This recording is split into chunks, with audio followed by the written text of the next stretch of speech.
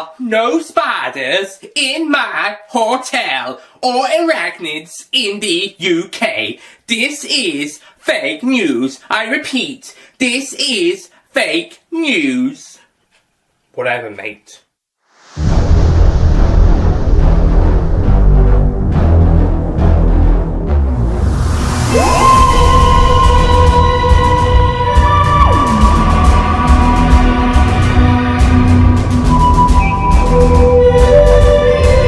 Ladies and gentlemen, Nick here, and welcome to my review of Doctor Who Series 11, Episode 4, Arachnids in the UK.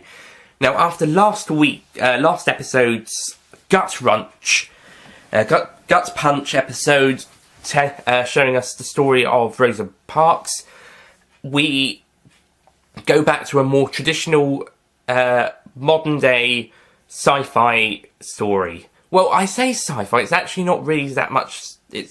Doctor Who, it's always sci-fi, but this isn't a specifically sci-fi story. It's actually a more reminiscent story of the environmental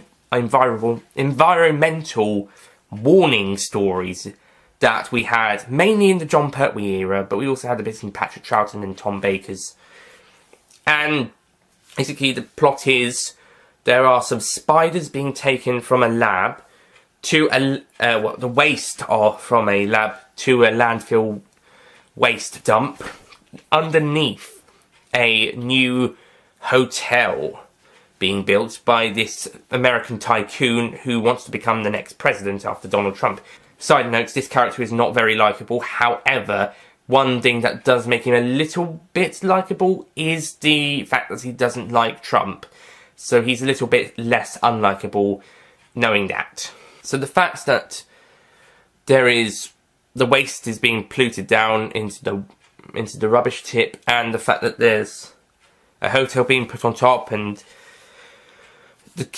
there's some spiders along in this lab waste, and one of them starts to grow really big, and then soon it gets offsprings, which are also quite big, and they soon start spreading it around the city, especially inside that hotel.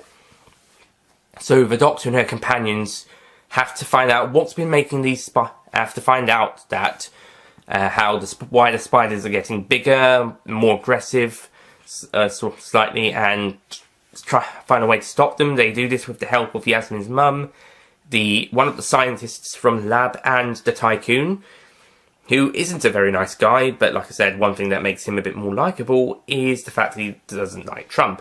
He is also not really the main baddie. He is an antagonistic character, but he's not the main baddie. He's not the villain. The main baddie would be the spiders,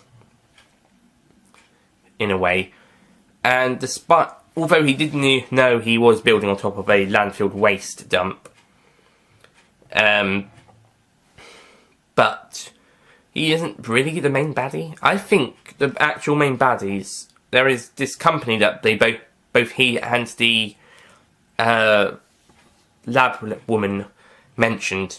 I think they're the ones behind this, a bit like the companies in the Inferno, and more so the Green Death. In fact, this story has a very Green Death feel about it. So this company could pop up again, and so could Mr. Dickish character. As he doesn't die, he could possibly come back in a later story. And that next time trailer clip, I'm not sure whether that was from this episode or if it was going to be from a later episode. So he could potentially come back, as could that company. There are a couple of story arcs being set into play. How many will play out is uncertain. I think series 3 and 4 had a couple before they chose 1 or 2 to finalise. Now, I will say this one is a slight setback from last week in terms of a story. However, it is a fun adventure that, after a gut punch, you are going to need some sort of calm down, get back to basics story, in a way. And we get that with a fun story, which you could easily watch on Halloween if you wanted. This was just before Halloween. To enjoy, just having something to ease the audiences after such a strong moral message the week before, and you just have a bit of fun the week after. just to calm down. And next episode, we're going to be going full sci-fi again. So, even more back to basics. And, yeah, it's a fun story, but I don't think it's going to be anything special. I do think, story-wise, it is the weakest of the series. But then again, I think it was needed after what happened the week before. The week before, as I explained in the review, had been great. But I think for what people needed, as I've already mentioned, we needed to have something a bit more back to basics, a bit more typical Doctor Who to calm down. Especially as stories like Rose are going to be needed every now and again, or instead of every single week. We need them more every now and again instead of every single week. And this story is certainly one that would be the follow-up to such a story to ease the audiences again. Again, like with The Lodger in 2010 Series 5. Like I said, it is an enjoyable story and has lots of fun and adventure, and the characters do well. But I won't say it's an amazing story. I do like it, but I think story-wise it's the weakest so far. I do think it's executed really well. But, yeah, it's great.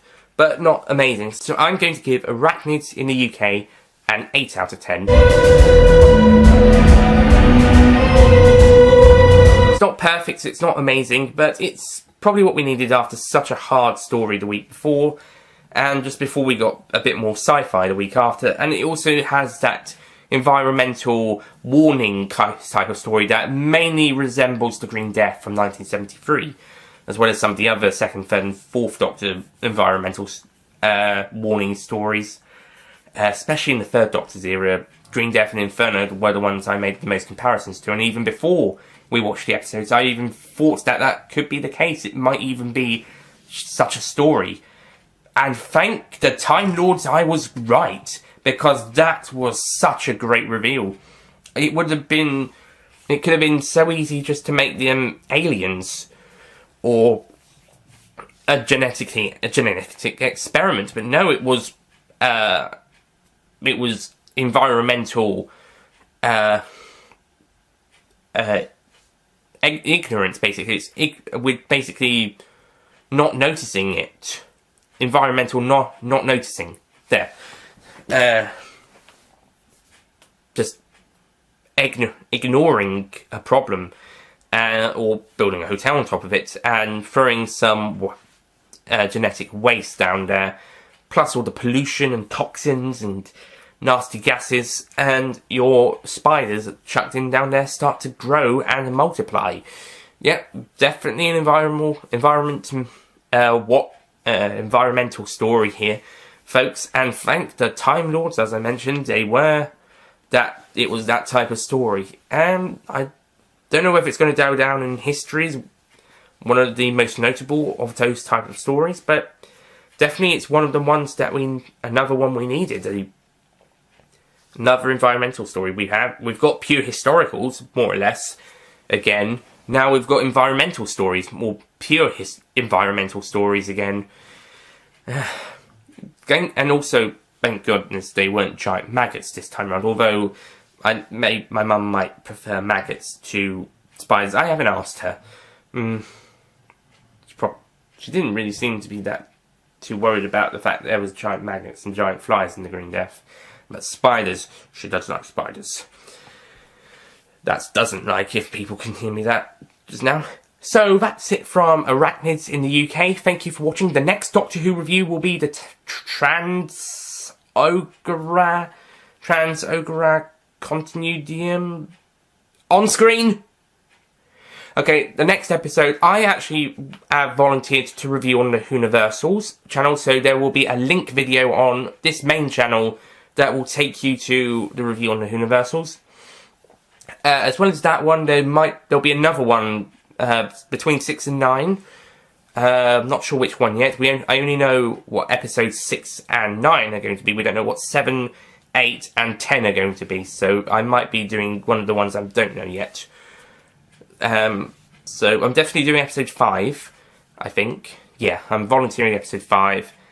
And there'll be episode 10 as well, which will be the group one, and I'll do one of the others in between as well on the channel. And so episodes 5 and 10, and whichever one between 6 and 9 I'm doing, will have link videos to those reviews, and the rest will be normal, including Christmas. But I also recommend checking out the Universal's reviews of the episodes we've had so far. So, yeah, thank you for watching this review. See you next week on the Universal's channel for the episode I can't remember the title, I can't pronounce properly, so it's going to be on screen. Thank you, future me. And I'll see you guys next time. Goodbye.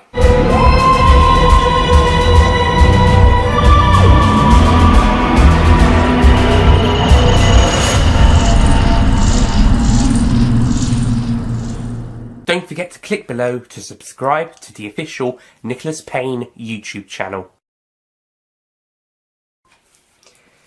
Side note, he isn't a very nice.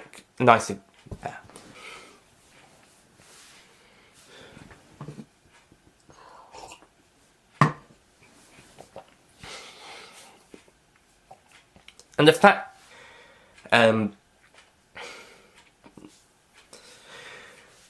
I will say it is, so I'm going to give Arachnids in the UK a 8 out of 10.